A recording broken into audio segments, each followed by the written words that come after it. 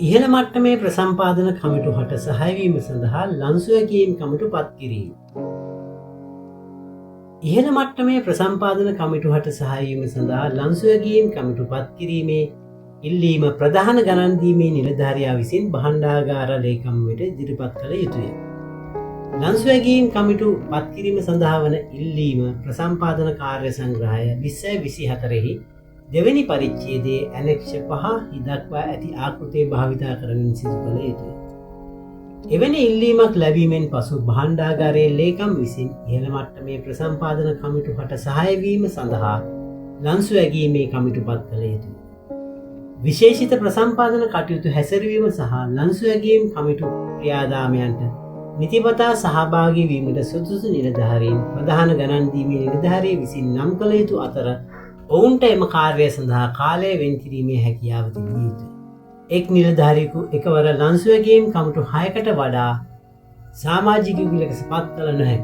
එසේ වෙතත් නොවැළැක්විය හැකි අවස්ථාවක නිලධාරියෙකු ලන්සු ඇගීම් කමිටු 6කට වඩා නම් කිරීමට අවශ්‍ය නම් ඒ සඳහා වන සාධාරණීකරණය භාණ්ඩාගාර ලේකම් වෙත යොමු කරන ලද ඉල්ලීම් ලිපියේ සඳහන් කළ යුතුය.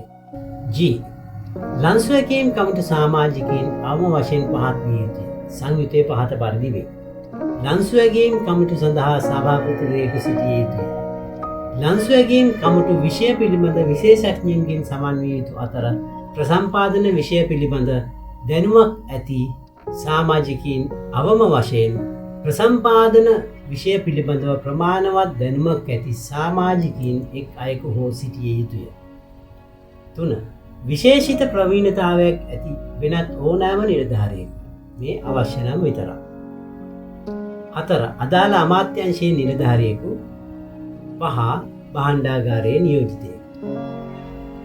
ආයතනයේ හෝ අංශයේ ප්‍රධානියා හෝ ප්‍රධාන විධායක නිලධාරියා ලන්සු ඇගීම් කමිටුහි සමාජිකයෙකු වන විට එය අත්‍යවශ්‍ය සහ ඉතා සාධාරණය කළ හැකි අවස්ථාවන්හි හැර ඔහුගේ හෝ ඇගේ යටතේ සිටිනා නිලධාරීන් එම ලන්සු ඇගීම් කමිටුවන්හි සමාජිකයන් ලෙස පත් නොකළ යුතුය.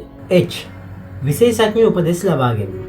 ප්‍රසම්පාදන අස්තිත්වය හෝ ලන්සු ඇගීම් කමිටු හට අවශ්‍ය අවස්ථාවලදී ඉහළ මට්ටමේ ප්‍රසම්පාදන කමිටුවන්හි එකඟතාවයෙන් සහ ප්‍රධාන ගණන්දීමේ නිලධාරීගේ අනුමැතියෙන් නිශ්චිත කරුණු සම්බන්ධයෙන් බාහිර පුද්ගලයන් හෝ ආයතනවලින් විශේෂඥ උපදෙස් ලබා ගත හැක.